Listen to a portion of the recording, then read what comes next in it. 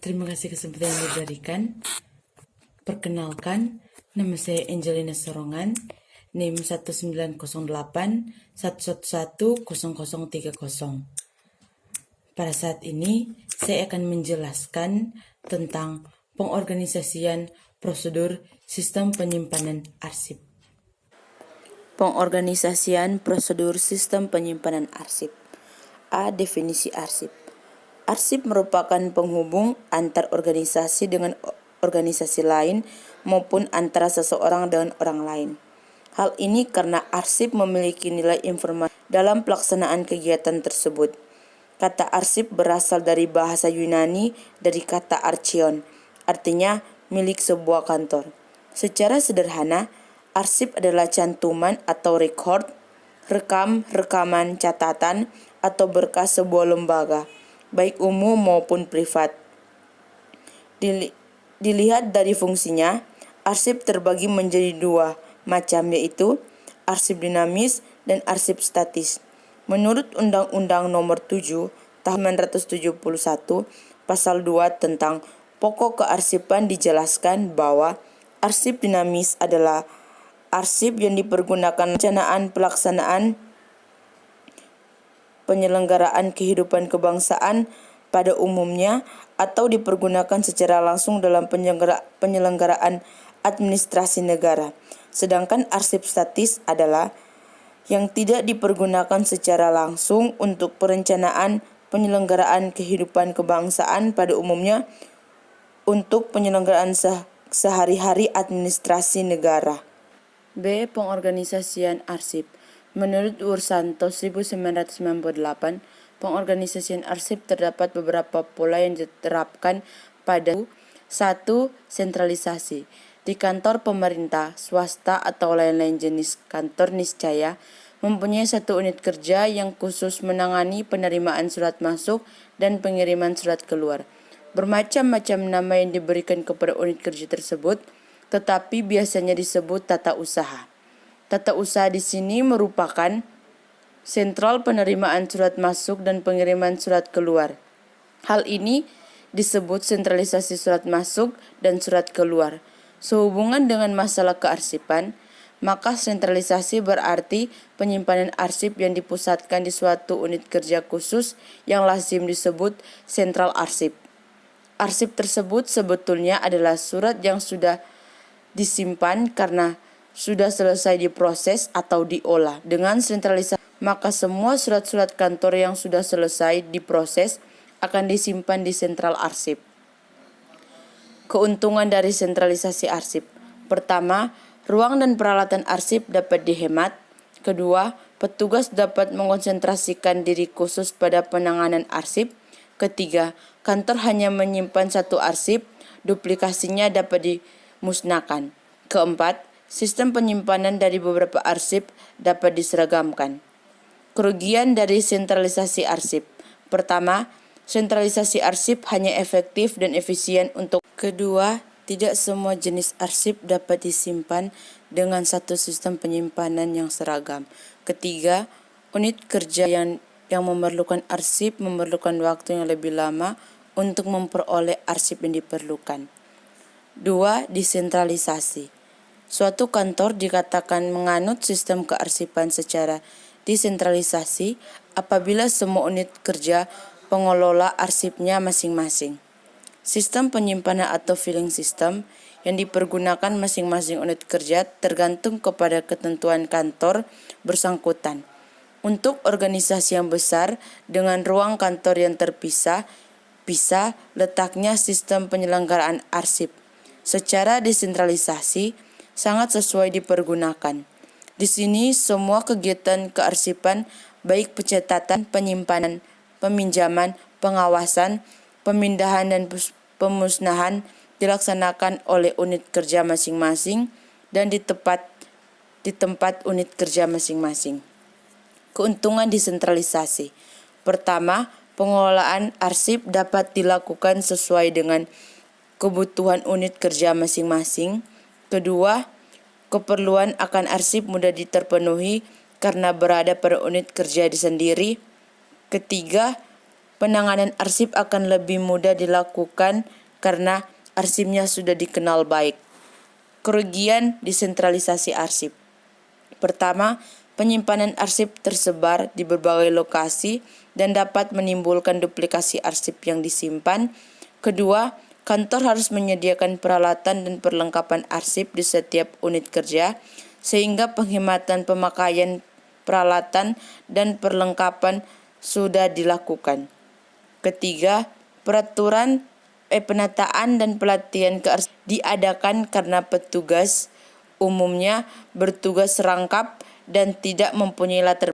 4. Kegiatan pemusnahan arsip harus dilakukan di setiap unit kerja dan ini merupakan pemborosan. 3. Kombinasi antara sentralisasi dan desentralisasi. Untuk mengatasi kelemahan dari dua cara pengelolaan secara sentralisasi maupun desentralisasi, sering ditemukan di perkantoran kombinasi antara dua cara tersebut. Cara ini sering disebut dengan kombinasi sentralisasi dan desentralisasi arsip. Dengan cara ini, kelemahan keduanya memang dapat diatasi. Di dalam penanganan arsip secara kombinasi, arsip yang masih aktif dipergunakan atau arsip aktif dikelola di unit kerja masing pengolah dan arsip yang sudah kurang dipergunakan atau disebut arsip inaktif dikelola di sentral arsip. Dengan demikian, pengelolaan arsip aktif dilakukan secara desentralisasi dan arsip inaktif dilakukan dengan cara sentralisasi. Di sini, pemindahan arsip dan prosedurnya harus diperhatikan dengan sebaik-baiknya sesuai dengan jadwal pemindahan atau retensi arsip yang perlu disusun. Di samping itu, sentral arsip perlu memusnahkan arsip-arsip yang sesuai dengan jadwal retensi. C. Prosedur penyimpanan arsip. Penyimpanan arsip atau filing adalah proses pengaturan dan penyimpanan bahan-bahan secara sistematis, sehingga bahan-bahan tersebut dengan mudah dan cepat dapat ditemukan kembali setiap kali diperlukan. Menurut Barthouse 2013, dalam penyimpanan arsip bukan sekedar disimpan saja, namun perlu diatur cara penyimpanannya agar suatu saat diperlukan dapat ditemukan kembali dengan mudah dan cepat. Menurut Mulyono 2011, pengaturan prosedur penyimpanan adalah sebagai berikut. 1. Penyimpanan atau storing. Ini berarti arsip perlu disimpan, tidak boleh diletakkan demikian rupa sehingga setiap orang yang dapat membaca arsip, bagaimanapun kecilnya, tetap bersifat rahasia. 2. Penempatan atau placing. Ini berarti arsip tidak harus diatur dimanapun arsip itu harus diletakkan. Penempatan arsip sangat terkait dengan penemuan kembali apabila diperlukan. 3. Penemuan kembali atau finding. Ini berarti arsip harus dapat ditemukan kembali apabila diperlukan sebagai bahan informasi dengan mudah dan cepat. Arsip yang telah diterima perlu dilakukan penyimpanan dan dapat menggunakan sistem penyimpanan yang dengan kebutuhan dan kondisi suatu organisasi tersebut. Menurut Priyansa 2013 menyatakan, sistem kearsipan adalah peraturan dan penyimpanan arsip secara logis dan sistematis, menggunakan abjad nomor, huruf atau kombinasi nomor dan huruf sebagai identitas arsip yang bersangkutan.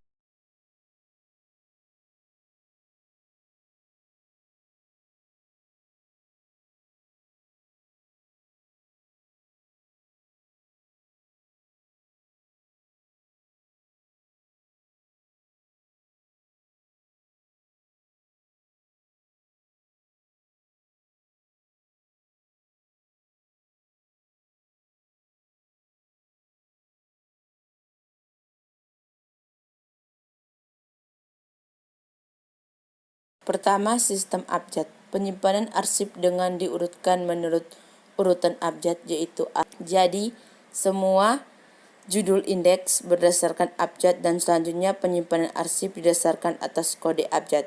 Menurut Mulyono 2011, menggunakan pedoman A, nama orang yang tidak menggunakan nama keluarga atau marga diindeks seperti yang tertulis. B. Nama orang yang didahului dengan singkatan nama dan singkatan tersebut tidak diketahui kepanjangannya, maka diindeks atas dasar nama yang lengkap. C. Nama orang yang didahului singkatan nama atau kependekan nama dan sudah dikenal dan diketahui singkatannya atau kependekannya, maka diindeks setelah nama itu ditulis lengkapnya. D. Nama orang yang menggunakan nama marga, diindeks nama marganya lebih dahulu diikuti nama sendiri. E. Nama orang yang didahului dengan nama baptis dari suatu agama, diindeks nama aslinya diikuti nama baptis.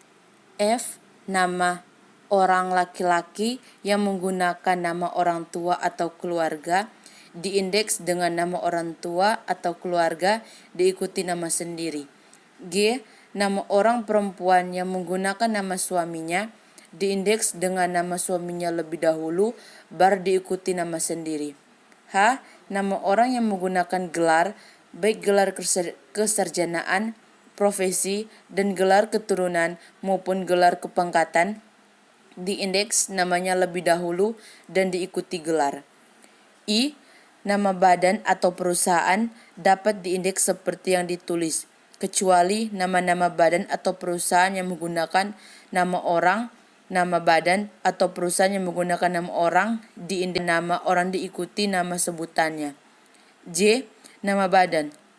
Lembaga atau instansi akan diindeks dengan nama yang menjadi kegiatan utama lebih dahulu dan diikuti sebutan badan, lembaga atau instansi yang bersangkutan. K.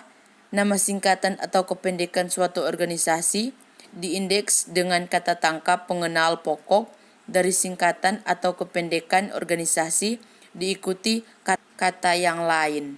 2. Sistem tanggal atau kronologis. Penyimpanan sistem tanggal atau kronologis adalah penyimpanan arsip yang mendasarkan atas tanggal surat atau tanggal penerimaan surat. Menurut Mulyono tahun 2011, arsip yang disimpan berdasarkan tanggal pembuatan surat digunakan pada surat keluar, sedangkan penyimpanan surat masuk berdasarkan tanggal penerimaan surat. Sistem nomor terakhir atau terminal digit. Menurut Mulyono tahun 2011, dalam penyimpanan arsip dengan sistem nomor terakhir atau terminal digit, pada umumnya digunakan oleh organisasi yang mempunyai kegiatan cukup luas atau organisasi besar, serta volume terciptanya arsip cukup besar.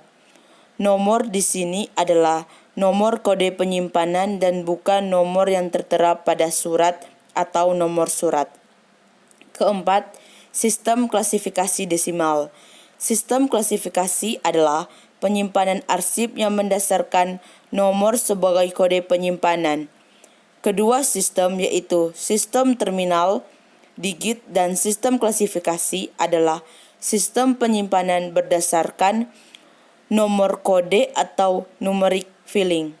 Bedanya terletak pada nomor kode. Menurut Mulyono tahun 2011 menyatakan untuk penyimpanan arsip dengan sistem klasifikasi desimal ditata dengan aturan seperti berikut ini. A. Sistem klasifikasi desimal dalam penyimpanan arsip dikombinasikan dengan sistem perihal sehingga perlu ditentukan klasifikasi masalah. B. Permasalahan yang merupakan perincian dari pembagian utama yang disebut pembagian pembantu. Sebanyak-banyaknya 10 pembagian pembantu pada tiap pembagian utama. Jadi, sebanyak-banyaknya ada 10 lembar petunjuk atau guide setiap laci. C. Untuk tiap pembagian pembantu dirinci lagi dalam pembagian lanjutan dengan ketentuan sebanyak-banyaknya 10 map atau folder tiap pembagian pembantu. Sistem wilayah atau geography filling. Penyimpanan arsip dengan sistem wilayah adalah penyimpanan yang dikelompok-kelompokkan berdasarkan wilayah kerja dari organisasi yang bersangkutan. Apabila provinsi yang mendasari pembagian wilayah kerja organisasi, maka jumlah laci yang digunakan sebanyak provinsi wilayah kerja. Prosedur penemuan kembali arsip. Kecepatan dan ketepatan pencarian kembali arsip yang dibutuhkan tergantung pada sistem arsip yang digunakan serta kecekatan dari pegawai dalam pengelola sistem penyimpanan arsip. Menurut Amsyah 2005, secara sederhana dapat diperkirakan bahwa apabila arsip dapat ditemukan dalam 1 menit, berarti kecepatan penemuan arsip sudah relatif bagus. Artinya, manajemen arsip atau pengelola arsip sudah baik. Keseluruhan termasuk sistem, peralatan, dan personal. Sedangkan langkah-langkah dalam penemuan kembali arsip menurut Wursanto tahun 2002 adalah sebagai berikut. Permintaan arsip. Bagian yang membutuhkan arsip meminta kepada bagian-bagian kearsipan dengan mengisi formulir peminjaman. B. Penemuan kata tangkap. Penemuan kata tangkap dari arsip yang akan dicari. Kata tangkap berupa nama orang, nama badan, organisasi, pokok masalah, nama tempat, dan waktu. C. Penentuan kode penyimpan. Setelah mengetahui kata tangkap dari arsip yang akan dicari, maka langkah selanjutnya yaitu menentukan kode penyimpanan dari arsip tersebut. Kode penyimpanan dapat berupa huruf dan tanda-tanda lainnya yang mengandung suatu pengertian tertentu. D. Pencarian tempat penyimpanan arsip. Setelah kode arsip diketahui, maka langkah terakhir adalah menuju tempat penyimpanan sesuai dengan kode penyimpanan tersebut untuk menemukan arsip yang dimaksud. Peralatan dan perlengkapan penunjang kearsipan. Menurut Sedarmayati tahun 2008, peralatan untuk penyimpanan dan menentukan arsip antara lain: pertama, letter tray atau baki surat. 2. Safekeeping dokumen atau brankas. 3. Rak buku atau lemari. 4. Lemari arsip. 5. Flexible record cabinet. 6. Compact rolling shelving atau roll of bag. 7. Rotary filling system. 8. Compact rotary filling. 9. Monoplane filling system. 10. Vertical plane filling system. 11. Data plane tray filling system. 12. Memory writing atau mesin tik elektronik. 13. Microfilm. 14. Komputer. 15. Desk tray. 16. Trolley file trolley. 17. Filing cabinet. Menurut Sudarmayati tahun 2008, perlengkapan untuk menyimpan dan menemukan arsip antara lain: pertama, ordner. 2. Tab. 3. Sekat atau guide.